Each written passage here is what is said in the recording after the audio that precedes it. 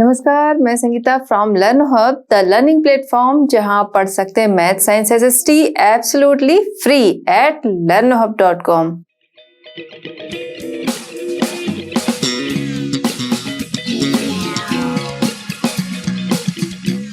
बच्चों, आज हम डिस्कस करेंगे NCERT solutions for class 9। Topic हमारा है food security in India, question number 6 to 12।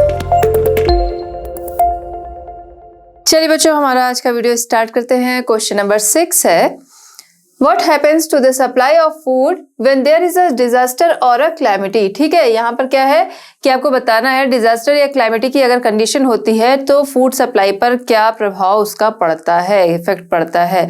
तो अगर हम देखें तो कोई डिजास्टर आया या क्लैमिटी है तो ऐसे में क्या होगा, सबसे पहली चीज फूड पे अगर हम देखते हैं तो जो अनाज जो उपजाया जाता है उसमें कमी आ जाएगी। ठीक है, तो आइए देखते हैं। The total yield of food grains declines. ठीक है, टोटल जो उपज होती है वो क्या होगी, कम हो जाएगी, क्योंकि किसी भी तरह से कोई भी डिजास्टर आया, उपज जो होनी है उसे नुकसान हो जाएगा, या फिर वो खेतों में खड़ी है, फसल पूरी तैयार है लेकिन कोई डिजास्टर आया उसकी वजह से वो खराब हो गई, बारिश वगैरह नहीं हुई तो फिर अच्छी बारिश ना होने की वजह से ऐसा हो गया। ठीक है, तो बहुत सारी कंडीशंस ऐसी होती हैं जिनकी वजह से क्या होता है, फसल जो होती है वो खराब हो जाती है, पूरा असर उस पर पड़ता है। तो जो टोटल उपज होती थी उसमें क्या हो गई, कमी हो गई। Food shortage in the affected area जो होगा वहां पर फूड शॉर्टेज हो जाएगी। तो ये भी अगर हम देखें तो सही है, क्योंकि वहां पर अगर अनाज नहीं हो रहा है, ठीक है, बाहर सप्लाई वो लोग करते हों, दूसरे स्टेट में करते हों, दूसरे सिटी में करते हों, वो तो ठीक है, लेकिन उनके खुद की भी पहले उनके पास भी कमी हो जाएगी। तो जो एरिया है वहां पर और बाकी जगह पे भी उसका इफेक्ट है पड़ता है। ठीक, तो food shortage in the affected area में फूड शॉर्टेज हो जाती है।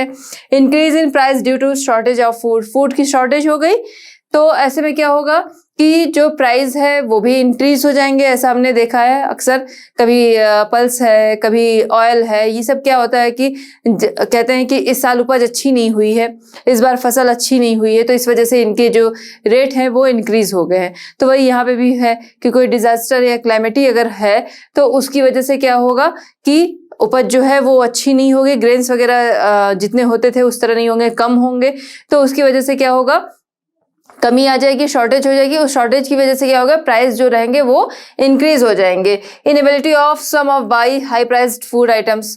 देखिए क्या क्या धीरे धीरे हम देखते जाएंगे क्या क्या असर उसका होता है। तो प्राइस जो है वो हाई हो गए। अब प्राइस हाई होने से क्या हो गया कि बहुत सारे लोग जो होंगे वो इन चीज़ों को नहीं खरीद पाएंगे। ठीक है, जिनके पास अच्छे पैसे हैं वो तो खरीद लेंगे, लेकिन जिनके पास नहीं है या फिर बहुत कम है तो वो नहीं ले पाएंगे। बाकी प्रॉब्लम तो सभी को होती है, जिनके पास बहुत ज़्यादा है तो उन्हें भी लगेगा कि हाँ ये इन चीज़ों के रेट जो है बहुत ज़्यादा बढ़ गए हैं, तो उसमें वो कमी ला सकते हैं। तो ऐसे में क्या होगा कि जब उनकी ही कंडीशन खराब है तो जिसके पास नहीं है उनकी कंडीशन तो बहुत खराब हो जाएगी। तो क्या होता है कि उनको बहुत सारे लोग जो है उनकी पहुंच उन अनाजों तक नहीं होती, उनको वो चीजें नहीं मिल पाती। फिर स्टार्वेशन की कंडीशन आ जाती है, क्योंकि उन्हें क्या है, उन्हें फूड मिल नहीं रहा है, फूड नहीं मिल रहा है तो क्या भूखमरी की कंडीशन आ गई। फिर स्टेट ऑफ फेमाइन, इसे अकाल भी घोषित कर दिया जाता है। ठीक है, क्योंकि उपज जो है वो नहीं हो रही है, कंडीशन बहुत बुरी हो गई है, तो अकाल की स्थिति वहां पर बन जाती है। फिर पैंडेमिक लाइक सिचुएशन हो जाता है, महामारी भी आ जाती है, लोगों को खाना नहीं मिलेगा तो खाना ना मिलने की वजह से क्या होगा कि बहुत सारे लोगों की जान भी चली जाती है। तो ये चीजें तो नॉर्मल है, ये आप जानते हो। ऐसा अक्सर कंट्रीज में होता है, बहुत सारी कंट्रीज में ऐसा हुआ है कि अगर कोई भी डिजास्टर आया या क्लैमिटी है तो उसकी वजह से क्या होता है कि आगे हम देखते हैं स्टार्वेशन की, famine and pandemic like situation आती है। अपने आप ही अगर हम देखें तो 1943 उस टाइम में ऐसा अकाल पड़ा था कि उस टाइम में क्या हुआ कि जो बंगाल था, बंगाल में उसका सबसे ज़्यादा असर था। तो बंगाल में करीब 30 लाख लोग जो हैं वो भूख से उनकी डेथ हो गई। पैंडेमिक लाइक सिचुएशन हो गई क्योंकि लोगों को खाना नहीं मिल रहा है तो उनसे उनकी डेथ हो गई। बहुत सारी बीमारियां भी उसकी वजह से फैलती हैं, तो उनसे बहुत सारी जो डिजीज हैं उनकी वजह से भी लोगों की डेथ हो जाती है। तो ये सारी कंडीशंस हैं कि जब कोई डिजास्टर वगैरह होता है तो फूड सप्लाई पे क्या असर होता है। फूड की शॉर्टेज हो गई, प्राइस जो है वो बढ़ गए, ठीक है।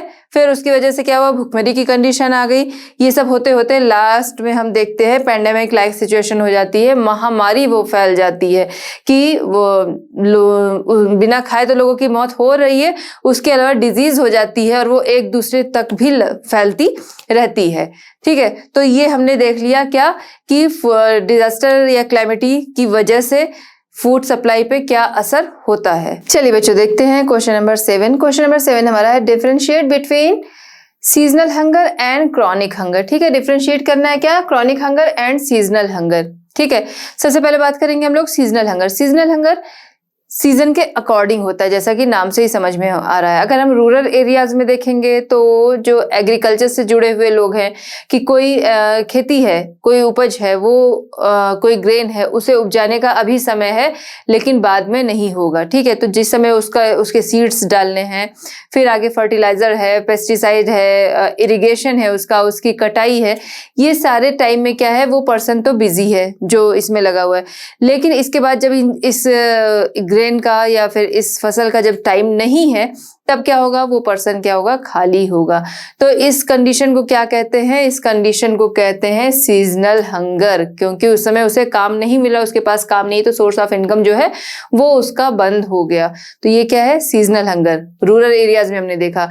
अर्बन एरियाज में देखेंगे तो वहां पर भी क्या है कि जैसे कोई काम कर रहा है, बहुत अक्सर ऐसा होता है कि बारिश का टाइम है, उस समय वो काम नहीं हो रहे हैं। ठीक है, मान लीजिए कोई घर ही बनवा रहा है, ओपन में बन रहा है, तो वहां पर क्या होगा कि वो काम नहीं हो पाएगा, बराबर बारिश हो रही है, तो उसका जो लेबर है वो क्या होगा, खाली बैठा रहेगा। तो इसे ये क्या है, सीजनल हंगर, अगर हम अर्बन एरियाज में देखें। इसके अलावा मान लीजिए कोई अगर स्वेटर की दुकान मान लीजिए लगाता है, कोई पर्सन है जो पर्टिकुलर सिर्फ स्वेटर, शॉल, इन्हीं चीजों की शॉप लगाता है, जो कि हम विंटर्स क्लोथ होंगे, उसकी शॉप लगाता है। तो उसकी वो सारी चीजें कब बिकेंगी, उसकी वो सारी चीजें जब विंटर्स आने वाले होंगे और विंटर्स होंगे, उसी टाइम में बिकेगी। बाकी टाइम क्या होगा, वो खाली होगा। तो ये क्या हो गया, ये हो गया सीजनल हंगर। फिर हम आते हैं नेक्स्ट, देखते हैं क्रॉनिक हंगर। क्रॉनिक हंगर पे अगर हम देखें तो क्रॉनिक हंगर जो है वो लंबे टाइम तक चलता है। सीजनल क्या है, सीजन के अकॉर्डिंग चलता है। क्रॉनिक हंगर हम देखें तो ये लंबे टाइम तक चलता है। अगर हम देखें पुअर लोगों को, तो उनका जो फूड होता है, जो फूड ले रहे हैं, तो उसमें क्या होता है कि वो या तो उसकी क्वांटिटी कम होती है, अगर क्वांटिटी है तो उसकी क्वालिटी अच्छी नहीं होती, क्योंकि उनकी जो इनकम होती है वो लो होती है। ठीक है, कम होती है इनकम। तो इससे क्या होगा, उन्हें सिर्फ ये रहता है कि हाँ अपनी डेली जो फूड की नीड है वो बस पूरी कर रहे हैं, उसकी क्वालिटी क्या हो रही, क्वांटिटी क्या हो रही, उसको वो नहीं ध्यान देते हैं। ठीक है, chronic hunger is a consequence of diets persistently inadequate in terms of quantity and or quality। ठीक है, तो ये सारी चीजें इसमें आती हैं। Poor people suffer from chronic hunger because of their very low income and in turn inability to buy food even for survival। तो सर्वाइव करने के लिए जो फूड उन्हें चाहिए, तो उसके लिए उनकी इनकम जो है वो काफी कम होती है, इस वजह से वो उन फूड को नहीं ले पाते हैं। तो इस वजह से उनकी क्वालिटी एंड क्वांटिटी उनको सही तरीके से नहीं मिल पाती। तो क्रॉनिक हंगर हमने देख लिया जो लंबे समय तक चलता है, और सीजनल हंगर जो कि एक सीजन के अकॉर्डिंग होता है। ठीक है, सीजन में होता है। चलिए बच्चों देखते हैं क्वेश्चन नंबर 8। क्वेश्चन नंबर 8 हमारा है what has our government done to provide food security to the poor, discuss any 2 schemes launched by the government. तो क्वेश्चन हमारा क्या कह रहा है, क्वेश्चन हमारा कह रहा है कि गवर्नमेंट की तरफ से पुअर की फूड सिक्योरिटी, पुअर को फूड सिक्योरिटी प्रोवाइड करने के लिए गवर्नमेंट की तरफ से कौन से काम किए गए हैं, किन्हीं 2 स्कीम्स के बारे में बताना है। तो यहाँ अगर हम देखें तो गवर्नमेंट की तरफ से क्या काम किए गए हैं, फूड से जो पुअर हैं उन्हें फूड सिक्योरिटी अवेलेबल कराने के लिए, प्रोवाइड कराने के लिए गवर्नमेंट की तरफ से समय समय पर बहुत सारी स्कीम्स लाई जाती रही हैं, जिसका उन्हें फायदा भी मिलता है। जैसे कि बफर स्टॉक हो गया, पीडीएस हो गया। ठीक है, बफर स्टॉक जिसमें कि जो फार्मर्स होते हैं उनसे पहले ही उनकी जो फसल है उससे पहले ही क्या किया जाता है कि उनकी जो फसल है उसका रेट पहले से फिक्स कर दिया जाता है कि इस रेट पे हम लेंगे। गवर्नमेंट वो उस रेट पे ग्रेन उनसे लेती है, उसको स्टॉक कर रखती है, और जब ज़रूरत होती है या फिर जो गरीब लोग हैं उनके लिए क्या किया जाता है, इसे कम रेट पर अवेलेबल कराया जाता है। तो बफर स्टॉक हो गया, पीडीएस हो गया, पब्लिक डिस्ट्रीब्यूशन सिस्टम हो गया। तो इस तरीके की स्कीम जो है वो समय समय पर लाई जाती रही है पब्लिक डिस्ट्रीब्यूशन सिस्टम्स में। इसी में अगर हम देखें तो इसके अंदर बहुत सारी स्कीम्स आती हैं, जैसे कि हो गया अंत्योदय हो गया, अन्नपूर्णा हो गया, मिड डे मील भी एक तरह से इसी में आता है। तो इस तरह तरह की स्कीम जो है वो गवर्नमेंट के द्वारा लाई जाती रही हैं। अब किसी 2 स्कीम के बारे में बताना है तो मिड डे मील भी जो है वो भी आप डाल सकते हो। यहाँ पर हो गया आपका अंत्योदय अन्न योजना, जिसे AAY के नाम से भी जानते हैं, और इधर अन्नपूर्णा स्कीम APS हो गया। ठीक है, तो तरह तरह की स्कीम जो है वो आती रही। 2 स्कीम के बारे में बताना है तो हम यहाँ पर बात करेंगे अंत्योदय अन्न योजना, जो कि स्टार्ट की गई थी 2000 में, ईयर 2000 में इसे स्टार्ट किया गया था। उस दौरान सर्च किया गया, आइडेंटिफाई किया गया BPL फैमिलीज को, जो कि 1 करोड़ फैमिलीज जो थी वो आइडेंटिफाई हुई इसमें। BPL क्या हो गया, BPL हो फैमिलीज कौन हो गई, ये B आपका हो गया बिलो, ठीक है, बिलो। P आपका क्या हो गया, पॉवर्टी, ठीक है, बिलो पॉवर्टी। और फिर L क्या हो गया, लाइन, ठीक है। तो बिलो पॉवर्टी लाइन हो गया आपका ये। तो बिलो पॉवर्टी लाइन वाली जो फैमिलीज थी उन्हें सर्च किया गया, उन्हें आइडेंटिफाई किया गया और उनके लिए ये स्कीम जो थी वो चलाई गई, जिसमें कि इन फैमिलीज को ग्रेन्स जो है जैसे कि वीट है वो कम रेट पे अवेलेबल कराया गया, करीब 2 रुपीज़ 3 रुपीज़ इस तरीके से पर केजी अवेलेबल कराया गया, जिसके लिए फिक्स हुआ कि 25 केजी तक पर मंथ उन्हें ये ग्रेन्स जो है वो इस प्राइस पे अवेलेबल कराए जाएंगे। जिसे कि बाद में हमने देखा कि बढ़ाकर जो 25 केजी था उसे 2000 की स्कीम है, जिसमें 25 केजी तक इसे फिक्स किया गया पर मंथ के लिए, लेकिन इसी को बाद में बढ़ाकर 35 केजी तक कर दिया गया। कब, 2002 में ही। ठीक है, तो उससे क्या हुआ, लोगों को और फायदा मिला। 25 केजी तक ही था, कितनी बड़ी फैमिली है कितनी नहीं, तो बढ़ा दिया गया कि उसकी जो लिमिट थी वो 35 केजी तक कर दी गई। उसी में हमने देखा कि 2003 एंड 4, ठीक है, जून 2003 एंड अगस्त 2004 में फिर से दोबारा से सर्च किया गया, आइडेंटिफाई हुई उसमें करीब 50 लाख BPL फैमिलीज जो है 2003 एंड 2004 में इसी में और ज़्यादा ऐड हो गई। 1 करोड़ उन्होंने सर्च किया था स्टार्टिंग में 2003 एंड 4 में, यानी काम जो था वो बराबर चल रहा था, लोगों को इसका फायदा मिल रहा था और लोग सर्च में लगे थे, आइडेंटिफाई करने में लगे थे कि और कितनी फैमिलीज हैं जो इस कैटेगरी में आती हैं तो उन्हें भी ये स्कीम जो है उसका फायदा मिले। तो सर्च किया गया जिसमें कि 50 लाख जो है 3 एंड 4 में भी फैमिलीज मिली, तो ये स्कीम चलाई गई। दूसरी क्या है, अन्नपूर्णा स्कीम। अन्नपूर्णा स्कीम करीब जो 65 ईयर्स, ये स्कीम जो चलाई गई वो 65 प्लस एज के जो लोग थे जिन्हें कि पेंशन का फायदा नहीं मिल पा रहा था, तो उन लोगों के लिए ये स्कीम चलाई गई, जिसमें कि इन्हें 10 केजी फूड ग्रेन्स जो थे वो फ्री दिए जा रहे थे। तो गवर्नमेंट की तरफ से हमने देखा समय समय पर तरह तरह की स्कीम चलाई गई जो कि पुअर लोगों के फूड सिक्योरिटी को पुअर लोगों को फूड सिक्योरिटी प्रोवाइड करने के लिए रही, जिनमें 2 स्कीम्स के बारे में यहाँ पर हमने बात की। चलिए बच्चों देखते हैं क्वेश्चन नंबर 9। क्वेश्चन नंबर 9 हमारा है, why buffer stock is created by the government. Government के द्वारा बफर स्टॉक क्यों क्रिएट किया गया? तो गवर्नमेंट के द्वारा बफर स्टॉक क्रिएट किया गया किस लिए कि कमी वाले जो एरिया हों, फूड शॉर्टेज वाले जो एरिया हों उनके लिए, प्लस जो पुअर हैं उन्हें कम रेट पर फूड ग्रेन्स मिल सकें, इसके लिए बफर स्टॉक क्रिएट किया गया। बफर स्टॉक में जब फार्मर को अपनी फसल उगाता है उसके पहले ही उसकी जो फसल है उसका रेट जो है वो पहले से फिक्स कर दिया जाता है। जब फसल रेडी हो जाती है तो गवर्नमेंट के द्वारा उसे खरीद लिया जाता है और उसे स्टॉक करके रखा जाता है, जो हो गया आपका बफर स्टॉक। उसे स्टॉक करके क्यों रखते हैं? जो पुअर हैं, जो ग्रेन जो है जो मार्केट प्राइस में नहीं खरीद सकते हैं, तो उससे कम रेट में, कम प्राइस में गवर्नमेंट के द्वारा उन्हें अवेलेबल कराया जाता है। इसके अलावा कोई क्लाइमेटी डिजास्टर वगैरह हो गए, जैसे किसी साल बारिश अच्छी नहीं हुई, या फिर ग्रेन्स जो हैं वो रेडी हो गए हैं, अब वो वहाँ पर फील्ड में पड़े हुए हैं, आगे उनकी तैयारी हो रही है कि अब उनकी कटाई होगी, या फिर कटाई करके रख दिया गया और अचानक से कोई डिजास्टर आ गया, तो क्या होगा, वो ग्रेन्स जो हैं वो खराब हो गए। तो ऐसे टाइम में कहाँ से मिलेगा, इसी बफर स्टॉक से लोगों को अवेलेबल कराया जाएगा फूड ग्रेन्स। इसीलिए बफर स्टॉक जो है वो क्रिएट किए गए। This is done to distribute food grains in the deficit areas and among the poorer strata of the society at a price lower than the market price. ठीक है, तो जो गरीब लोग हैं वो मार्केट प्राइस पे नहीं खरीद सकते हैं, तो उन्हें अवेलेबल कराने के लिए कम रेट में। Also known as issue price, इसे इश्यू प्राइस के नाम से भी जाना जाता है। This also helps resolve the problem of shortage of food during adverse weather conditions और during the periods of calamity. ठीक है, तो ये हेल्प करता है कि इसमें फूड शॉर्टेज की जो प्रॉब्लम हो उसमें भी हेल्प करता है, एंड क्लाइमेटी या डिजास्टर अगर आ गए तो उनकी वजह से जो भी प्रॉब्लम होती है उसे भी सॉल्व करता है। इसीलिए गवर्नमेंट के द्वारा बफर स्टॉक क्रिएट किया गया। चलिए बच्चों देखते हैं क्वेश्चन नंबर 10। क्वेश्चन नंबर 10 हमारा है write notes on A minimum support price, B buffer stock, C issue price, D है फेयर प्राइस शॉप्स।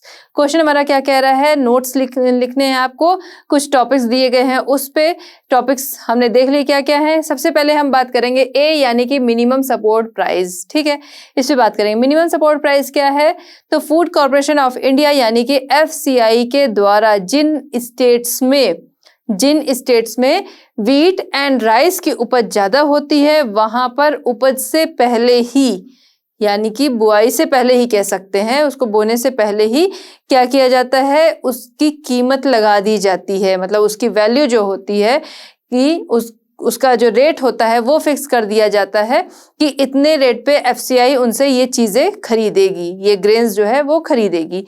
इसी को कहते हैं, क्या कहते हैं, मिनिमम सपोर्ट प्राइस, यानी कि न्यूनतम समर्थित मूल्य, इसी को ही कहते हैं। FCI क्या करती है, किसानों से, फार्मर से एक फिक्स अमाउंट पे चीजें ले लेती है, उसके लिए उपज होने के पहले ही, ठीक है, उपज होने के पहले ही उसका अमाउंट जो होता है वो फिक्स कर दिया जाता है।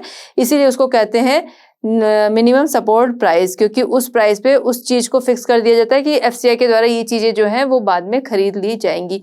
और ऐसा किस लिए किया जाता है, ऐसा इसलिए किया जाता है कि पहली चीज कि उनसे वो चीजें लेकर स्टॉक में जमा कर दी जाती हैं, और जहां पर कमी होती है फूड ग्रेन्स की या फिर जो गरीब लोग हैं उनमें डिस्ट्रीब्यूशन के लिए इसका यूज होता है, पहली चीज। दूसरी चीज कि उन्हें पहले से ही अमाउंट क्यों फिक्स कर दिया जाता है, इसलिए फिक्स कर दिया जाता है जिससे कि जो फार्मर है वो इनकरेज होगा और फिर वो अपनी फसल को अच्छे तरीके से तैयार कर सकता है, कि उसको रहेगा एक सपोर्ट उसको मिल गया है।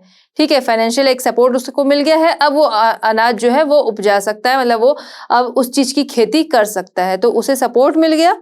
ठीक है, कि उसका मूल्य जो है, उसका रेट है, उसे इतना पहले मिल जाएगा, तो पहले से फिक्स कर दिया जाता है कि वो जो फार्मर है वो इनकरेज भी होगा और आगे इन चीजों को स्टॉक करके रख लिया जाता है, जिससे कि जो गरीब हैं या फिर कम जहां पर उपज होती है या फिर जहां पर जरूरत है वहां पर ये चीजें पहुंचाई जा सके। ठीक है, तो ये हो गया हमारा minimum support price. Food corporation of India buys wheat and rice from farmers in high yield states. Farmers are given pre-announced price for their crops. This price is called the minimum support price. ठीक है, जो price पहले से fix हो जाता है।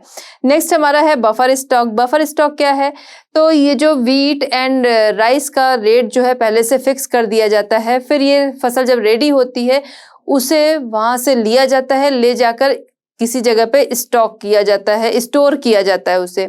ठीक है, स्टोर किया जाता है किस लिए, वो हमने देख लिया कि गरीबों की हेल्प के लिए या फिर लोगों में मतलब बांटने के लिए, या उन्हें कम रेट पे अवेलेबल कराने के लिए, या जहां पर फूड ग्रेन्स की कमी है वहां पर पहुंचाने के लिए इसका यूज होता है। तो जो इन अनाजों को, ग्रेन्स को स्टोर करके रखा जाता है उसे कहते हैं बफर स्टॉक। ठीक है, buffer stock. Through the food corporation of India the government buys wheat and rice from the farmers of the highest producing states and the food grains are stored in the food grains. ठीक है, this is done for distribution in the areas of scarcity of the poorer section of the society at a price below the market price. The storage of grains in such a large scale is called buffer stock. ठीक है, large scale पर grains को store करना क्या कहलाता है? Buffer stock. कैसा? कहीं का भी नहीं, जो इस तरीके का ग्रेन्स स्टोर करते हैं उसे कहते हैं बफर स्टॉक। चलिए बच्चों, देखते हैं क्वेश्चन नंबर 10 का सी यहाँ पर है हमारा इश्यू प्राइस। इस पे कुछ नोट हमें लिखना है। तो सबसे पहले हमने क्या देखा? Minimum support price. ठीक है, उसका नेक्स्ट स्टेप क्या था? बफर स्टॉक था। अब उसका नेक्स्ट स्टेप ही है हमारा ये इश्यू प्राइस। क्या FCI क्या करती है? जो जिन स्टेट्स में वीट, राइस, ये सब इनकी उपज अच्छी होती है, वहां पे फार्मर से इन ग्रेन्स को खरीद लिया जाता है। ठीक है, उसे स्टॉक कर रखा जाता है, जिसे हम कहते हैं बफर स्टॉक।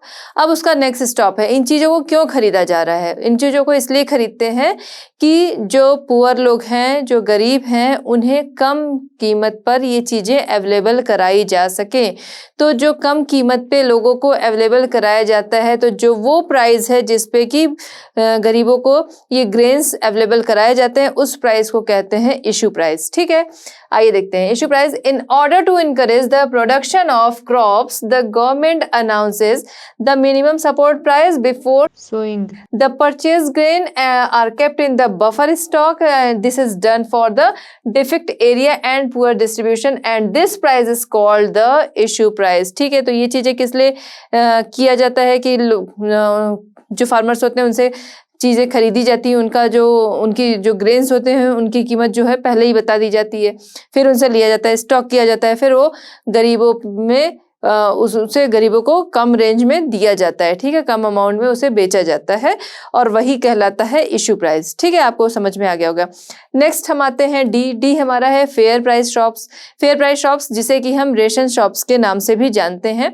रेशन शॉप्स जो आप में से काफ़ी लोग जानते होंगे, गवर्नमेंट शॉप्स होती है, वहाँ पर के लिए कार्ड बनता है। जो कार्ड होल्डर होता है वो जाता है, वहाँ पर एक फिक्स्ड अमाउंट में चीज़ें, जो फिक्स्ड क्वांटिटी में चीज़ें जो हैं वो मिलती हैं कि कार्ड लेके गए पर पर्सन को इतना इतना मिलेगा। तो 5 kg sugar, 5 litre kerosene and 35 kg तक ग्रेन्स जो हैं वो पर मंथ वहाँ से मिलता है, जो कि काफ़ी कम कीमत पर होता है, मार्केट प्राइस से काफ़ी कम कीमत पर होता है। तो इसी को कहते हैं हम रेशन शॉप्स, जहाँ से लोग इन चीज़ों को लेते हैं और उन रेशन शॉप्स पे जो जिस प्राइस में लोग खरीदते हैं उसी को कहते हैं फेयर प्राइस शॉप्स। ठीक है, वही फेयर प्राइस शॉप्स है, वही आपकी रेशन शॉप्स है। तो जो रेशन शॉप्स है वो आपका फेयर प्राइस शॉप्स है। ठीक है, any family holding the card contracted per month can take kerosene, sugar and grains up to 35 kg in quantity.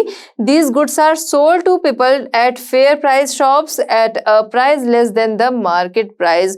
These fair price shops are called ration shops. तो ration shop जो है वही आपकी fair price shops है, या फिर fair price shops पूछ रहा है तो आप बता सकते हो रेशन शॉप्स होती हैं, ये चीजें होती हैं। ठीक है, तो आई होप कि आपको इसका आंसर जो है वो समझ में आ गया होगा। चलिए बच्चों, देखते हैं क्वेश्चन नंबर 11। क्वेश्चन नंबर 11 हमारा है what are the problems of the functioning of ration shops. ठीक है, तो आपको बताना है problem of the functioning of the ration shops. ठीक है, रेशन शॉप्स के फंक्शन में क्या प्रॉब्लम आती है। तो सबसे पहली चीज कि रेशन शॉप्स जो होती हैं वो रेगुलर नहीं खुलती। तो खैर ऐसा कहा भी नहीं गया कि उन्हें रेगुलर खोला जाए, उनके लिए कोई डे फिक्स है तो उस पे खुलना चाहिए, बट उस पे भी वो नहीं खुलती हैं। ठीक है, फिर है people have to stand in long queue to get ration shop. ठीक है, तो पहली चीज कि ये रेशन शॉप्स जो हैं वो रेगुलर खुलती नहीं है।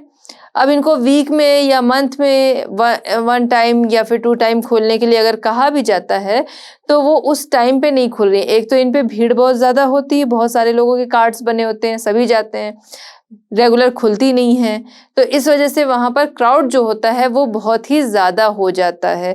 वैसे भी लोगों को लाइन लगानी है, बट क्राउड इन वजहों से ज़्यादा हो जाने की वजह से क्या होता है, जो क्यू होती है वो काफ़ी लंबी हो जाती है, लोगों को बहुत देर तक खड़े होना पड़ता है। कई बार ये भी होता है कि किसी भी जगह कहीं हम लोग कोई फॉर्म भी लेने जाते हैं तो बहुत देर तक अगर क्यू में खड़े हैं तो एक टाइम ऐसा भी होता है कि भीड़ बहुत ज़्यादा है, तो फिर ये भी हो जाता है कि हाँ ये फॉर्म जो है वो ख़त्म हो गए। तो ऐसे ही यहाँ पर भी हो जाता है कि बोल दिया जाता है ग्रेन्स जो हैं वो फिनिश हो गए। Sometimes the goods they get are poor quality, तो जो जिस क्वालिटी का गवर्नमेंट की तरफ से आता होगा गुड्स, तो उसे वो क्या करते हैं कि उन गुड्स को वो क्या करते हैं दूसरे गुड्स से, मतलब अच्छी क्वालिटी का ना हो उससे वो एक्सचेंज कर लेते हैं। तो अच्छी जो उनके पास आया गवर्नमेंट की तरफ से उसे वो दूसरी जगह पे सेल कर देते हैं और यहाँ पर अच्छी क्वालिटी का लोगों को अवेलेबल नहीं कराते हैं सामान। नेक्स्ट है, in the greed of more profits distribute grains not properly in quantities to the people. ठीक है, तो जो भी क्वांटिटी फिक्स है, कई बार क्या करते हैं ये लोग लालच में कि वो चीज़ जो है, जो ग्रेन्स है वो बचा कर रख लेंगे और फिर उसे दूसरी जगह पर अच्छे अमाउंट में उसे सेल कर सकेंगे। तो इसलिए क्या करते हैं लोग कि लोगों को जो क्वांटिटी मिलनी चाहिए उससे कम क्वांटिटी में चीज़ें देते हैं। तो ये है प्रॉब्लम्स रेशन शॉप्स के फंक्शंस में। चलिए बच्चों देखते हैं क्वेश्चन नंबर 12। क्वेश्चन नंबर 12 हमारा है, write a note on the role of cooperatives in providing food and related items. ठीक है, food and related items provide कराने में कोऑपरेटिव यानी कि सहकारी समितियां जो हैं उनके रोल पर आपको नोट लिखना है। ठीक है, उनका क्या रोल है उस पर नोट लिखना है। तो कोऑपरेटिव्स जो हैं वो इसलिए बनाए गए हैं कि जगह जगह इनकी शॉप्स हो, जिससे कि जो पुअर लोग हैं, जो गरीब हैं, उन्हें चीज़ें सही रेट पर मिल सके। मार्केट प्राइस जो है उससे कम रेट पर इनको फूड या रिलेटेड आइटम्स जो हैं वो मिल सके, इसलिए ये समितियां बनाई गई हैं। ठीक है, अब अगर हम देखें तो कंट्री का जो सदर्न एंड वेस्टर्न पार्ट है वहां पर ये ज़्यादा कार्यरत हैं, वहां पर ये ज़्यादा बड़े पैमाने पर काम कर रही हैं। अगर हम देखते हैं तमिलनाडु में जितनी भी रेशन शॉप्स हैं उसका 94% जो है वो इन्हीं कोऑपरेटिव्स के द्वारा चलाया जा रहा है। दिल्ली में देखें तो मदर डेयरी, जिसमें कि मिल्क भी मिल जाता है, वेजिटेबल्स मिल जाते हैं, फ्रूट्स मिल जाते हैं एक सही रेट पर लोगों को, तो ऐसी कोऑपरेटिव्स वहां पर खोली गई है। ठीक है, जिसपे कि गवर्नमेंट के कंट्रोल में चीज़ें जो हैं वो फिक्स किए गए हैं रेट, उसी रेट पर लोगों को अवेलेबल कराई जाती हैं, जिससे कि जो गरीब हैं वो चीज़ों को सही तरीके से वो चीज़ों को खरीद सकें। उसी में हम देखते हैं अमूल कोऑपरेटिव है। अमूल का अगर हम देखते हैं तो गुजरात में अमूल है, जिसके मिल्क एंड मिल्क प्रोडक्ट्स हैं जो कि लोगों को रीजनेबल रेट पर मिल जाया करते हैं और सब जगह अवेलेबल होते हैं। इसके बाद हम देखते हैं महाराष्ट्र में एडीएस है, यानी कि एकेडमी ऑफ डेवलपमेंट साइंस। इसके द्वारा भी इस तरीके की समितियां जो हैं वो कोऑपरेटिव्स जो हैं वो खोले गए हैं, जिसमें कि लोगों को सही रेट में चीज़ें मिल सकें।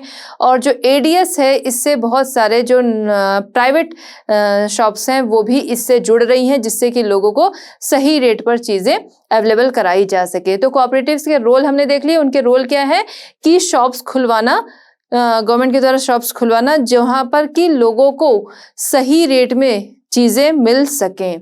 ठीक है, तो इस तरह की कोऑपरेटिव्स जो हैं वो सभी जगह एक्टिव हैं। हम अगर देखें तो सदर्न एंड वेस्टर्न पार्ट में ज़्यादा एक्टिव हैं। ठीक, the cooperatives are also playing an important role in food security in India, specially in the southern and western parts of the country. ठीक है, the cooperative societies set up shops to sell low priced, ठीक है, low priced goods to poor people. Cooperatives running in different parts of the country, ensuring food security of different section of society। ठीक है, different section of society को ensure करने के लिए food security। ठीक, for example अगर हम देखें, out of all fair price shops running in Tamil Nadu, around 94% are being run by the cooperatives। ठीक है, तो यहाँ पर ये हो गया। फिर आगे हम देखते हैं, Delhi mother dairy is making, यहाँ पर 94% हम लोग ऐसे कर दे रहे हैं। ठीक है, Delhi mother dairy is making strides in provision of milk and vegetable. Amul is another success story of cooperatives in milk and milk products from Gujarat. ठीक है, गुजरात से है। In Maharashtra academy of development science तो इसके बारे में भी हमने देख लिया कि इनसे बहुत सारे जो नॉन गवर्नमेंट है वो भी जुड़ रहे हैं, जिससे कि लोगों को चीजें सही तरीके से अवेलेबल कराई जा सके। तो बच्चों इस तरह हमारा ये चैप्टर होता है कंप्लीट। मिलते हैं नेक्स्ट चैप्टर नेक्स्ट सॉल्यूशंस के साथ at Learno Hub. Learno Hub free है पर बेस्ट है।